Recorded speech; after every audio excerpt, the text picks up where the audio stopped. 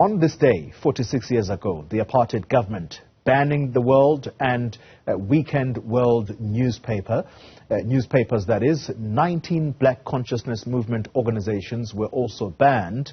The media particularly banned simply to stop journalists from exposing the regime, the apartheid regime.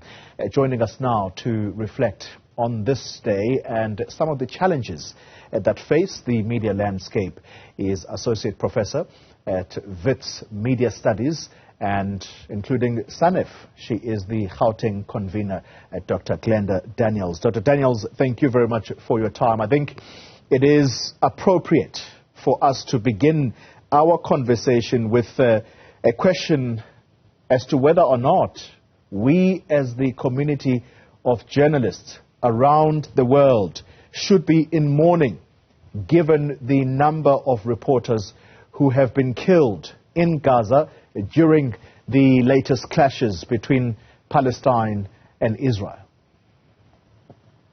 Yes, good morning, Polly. It's lovely to be here.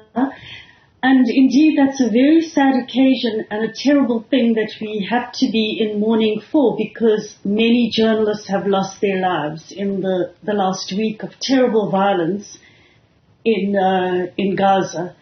So, it's happening all over the world, as you know, in all war-torn areas. The Russian invasion of Ukraine including, we've had journalists who've lost their lives.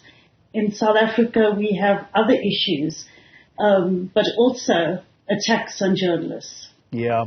And what is it about covering a war, Professor Daniels, that is causing journalists to almost be in the line of fire? And I mean that in the literal sense, because these colleagues are visibly marked. They're wearing that gear, which is clear.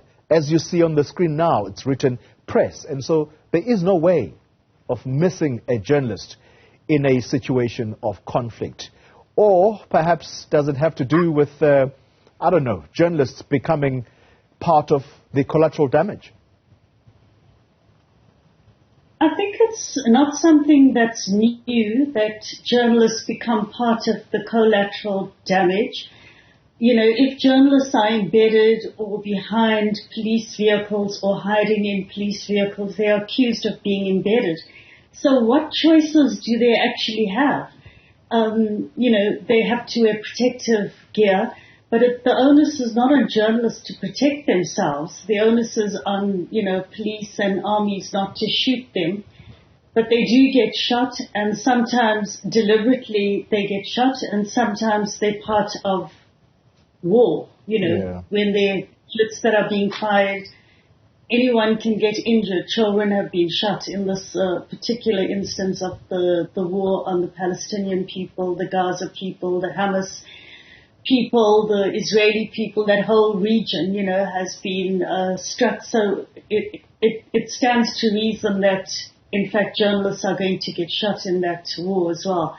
And it's very sad, and because it's Black Wednesday today, it's a contextual thing, it's a South African thing, but it's also a day for us to take cognizance of the fact that journalists all over the world are going through terrible dangers right now. Yeah, and indeed, let's then reflect on this important day, National Press Freedom Day, and it absolutely has a particular significance for us.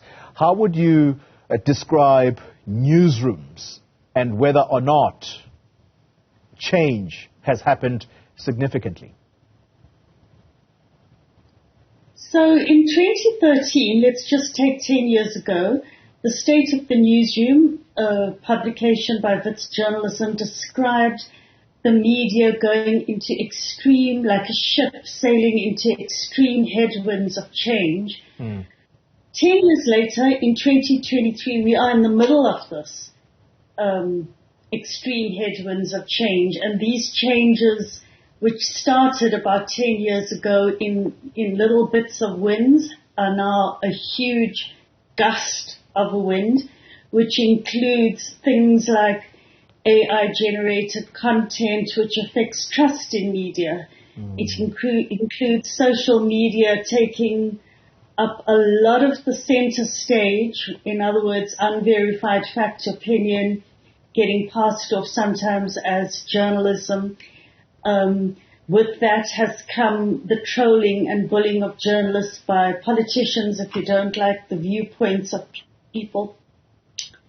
And I think the big issue has been the sustainability of journalism. Job losses have been immense from 10 years ago. It started about 10 years ago, and it's accelerated. And that has been the loss of experienced journalists, especially in particular sub-editors' chairs have been left unfilled. Beat journalism has by and large gone away. Then we've had recently also assaults of journalists. We've had interdicts against journalists. We've had journalists being thrown out of courts willy-nilly, and then having to apply to be put back into that court to hear the case. And the interdicts are what constitute censorship, the attempts at blocking journalists from publishing certain things.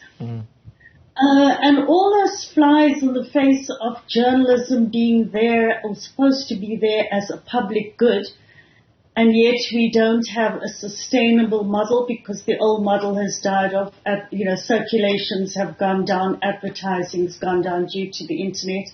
The big techs haven't been accountable in terms of how they've impacted and how can they pay back journalism, local journalism, for the losses we've incurred. So, Khuli, these are all the issues. In 2013, the State of the Newsroom 2013, it was called Disruptions and Transitions.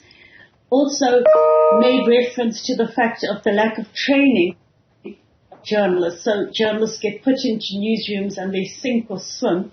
And in the past, we used to have training, every media company would train and then they would put these people, young people, into newsrooms. So now media companies are not paying enough for training, not investing in training. So that's a problem as well. Going online and then some companies, having paywalls up and other companies not having paywalls up and different experimentation with different models. It's a whole new world today from what it was. However, there are still overlaps with the 1977, I'm afraid to say. In 1977, people were dealing with censorship. In many ways, we're dealing with interdicts, which is the same thing. People telling, politicians, those who have power, telling media to shut up.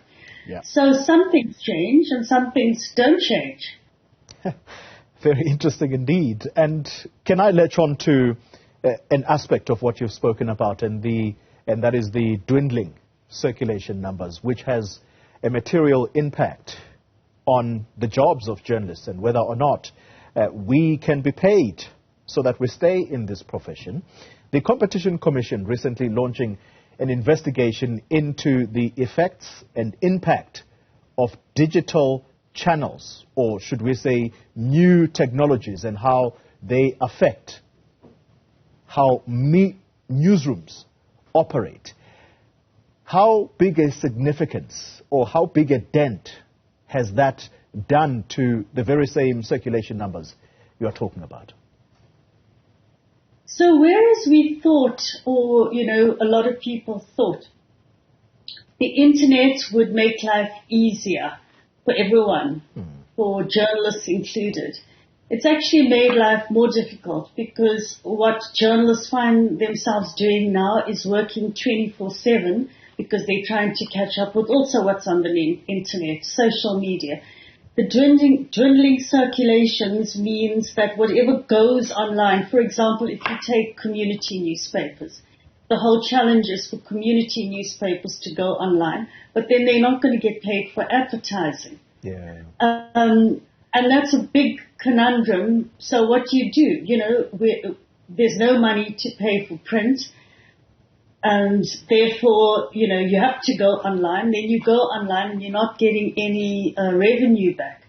All this, of course, fully has impacted on the fact that newsrooms are now depleted of staff, and that has a huge impact on those who are, I don't want to say left behind, because this is what journalists do is a super important function in our society, in our democracy. But those who are still there in newsrooms, still dedicated to their craft, have to work doubly hard. The increases are hard to come by.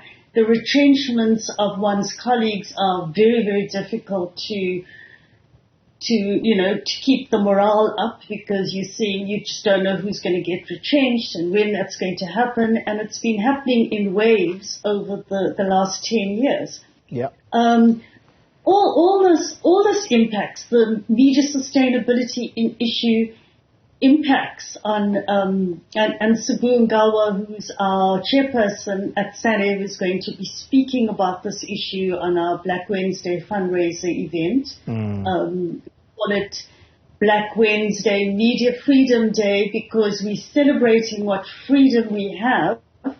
At the same time, we're commemorating what happened on October 19th, 1977, when editors were arrested. We haven't had that in the democratic South Africa. We haven't had the shutdown of newspapers where police walk in and literally shut down the presses and arrest editors.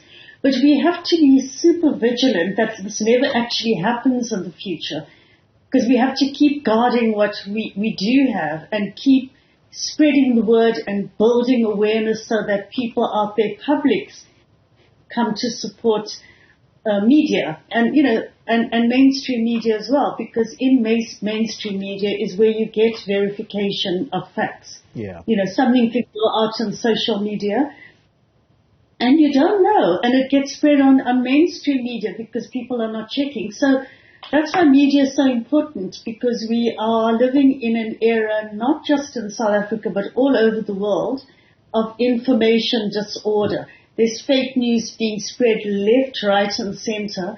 And then what happens? The public say it's the media to blame. Yeah. Without actually interrogating and deconflating these things. It's always the media to blame. Oh, we saw that on the media. The media are lying. And that's actually most unfortunate. And that the publics have got to realize is that we're living in this era of a free-for-all. Everyone can be a publisher. Everyone can put their views out there. Everyone can take pictures. And people can even doctor pictures, Photoshop issues, and put it out there. And the next thing you know, you at Newzroom Afrika are going to have to say, there's a new fire in Johannesburg right now. Send out your reporters, and you go there and you find out somebody has put out a fake a story on social media. So, all these things. So media freedom is not just about a media appeals tribunal might be imposed by the ANC. The Protection of State Information Bill might become an act. It's not just about state interference. It's not just about ruling party interference. It's about, I've just mentioned a whole lot of different tentacles that that impact on what's happening with media and media freedom today. Absolutely. Dr. Glenda Daniels, let me thank you very much for your time, because all of these issues that you've touched on, they directly impact on whether or not media is going to remain sustainable in our country. Well,